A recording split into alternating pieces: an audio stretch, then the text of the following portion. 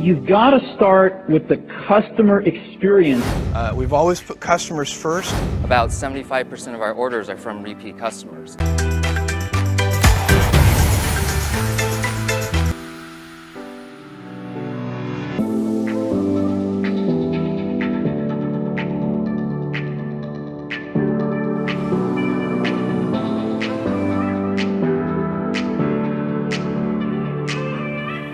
All right, well, the first thing I know is that you need to obsess over customers.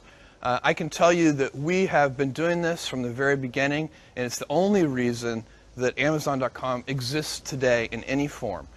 We've always put customers first. When given the choice of obsessing over competitors or obsessing over customers, we always obsess over customers. We really like to start with customers and work backwards.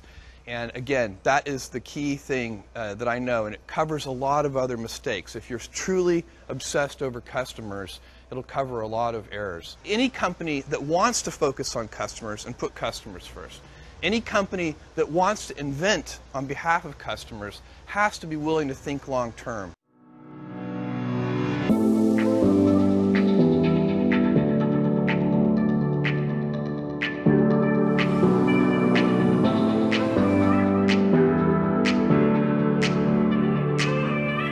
In terms of our focus on customer service, though, one of the reasons why we do focus so much is because on any given day, about 75% of our orders are from repeat customers.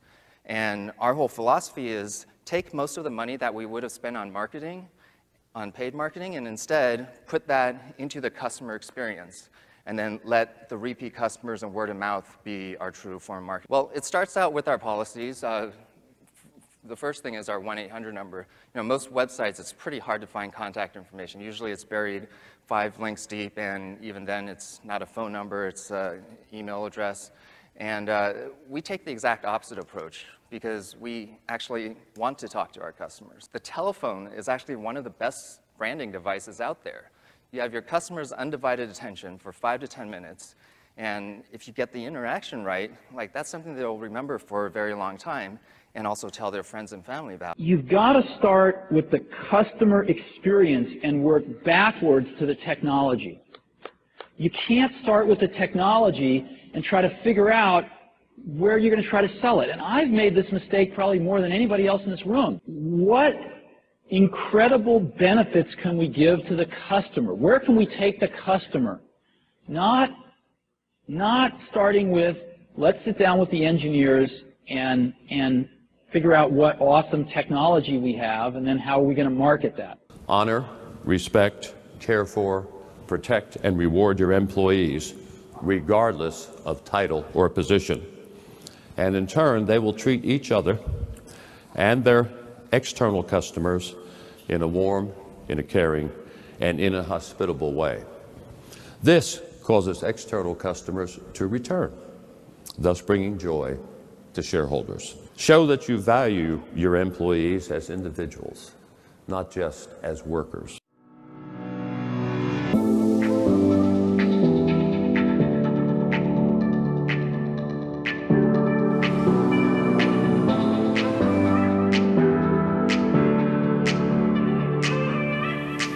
All right, let's give you an example. When we started Virgin Atlantic 30 years ago, we had one 747 competing with airlines that had an average of 300 planes each.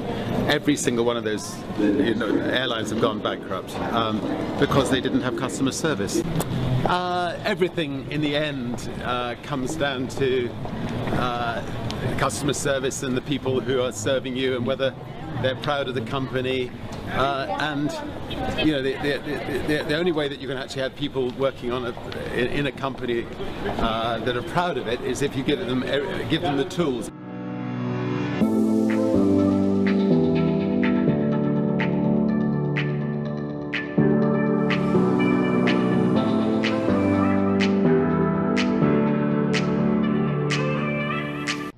I have never understood when people raise their hand at my keynotes and say, all right, Gary, you just talked about 15 hours a day on Twitter and this and that. When do I do my real job? And my answer always is, when was your real job not actually giving a crap about your customer? I knew that my dad wasn't customer service driven, and I saw an opportunity to create a legendary story. I mean, stories. Stories are the game. I think too many people are trying to get new customers, and I think that the energy is coming away from their current customers, and I don't think they realize the word of mouth of their current customers can amplify more new customers than their hustle to go out and find new deer. Because it just doesn't have to be about dollars and cents. That I know the reason I've been successful is I never make decisions like a CFO, and I never make decisions for the next 24 minutes, and everybody else does.